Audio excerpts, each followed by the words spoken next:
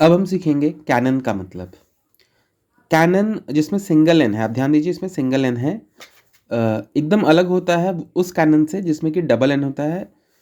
Cannon double N के साथ होता है तोप, पर कैनन जिसमें सिंगल एन होता है उसका तोप से कुछ भी लेना देना नहीं होता है।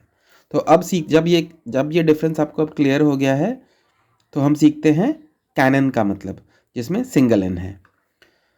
कैनन पुस्तकों का संग्रह होता है जिन्हें आधिकारिक रूप से पवित्र मान लिया गया हो।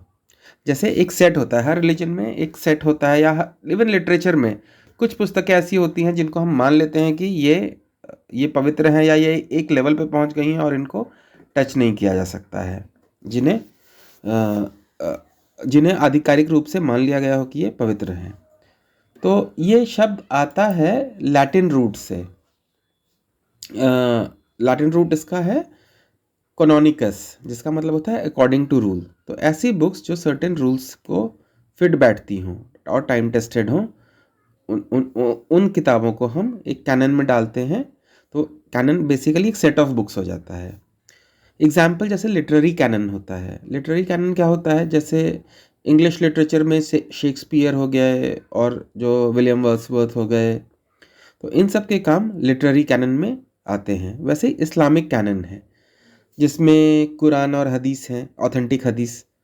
तो अब ये इन्हें आधिकारिक रूप से मान लिया गया है कि ये इस इस्लाम की रिकॉग्नाइज्ड बुक्स हैं, और इसमें नई बुक्स नहीं ऐड की जा सकती हैं इस्लाम के कॉन्टेक्स्ट में। बाकियों में तो समय पड़ने पर ऐड हो जाती हैं चीज़ें दूसरे कैनन्स में।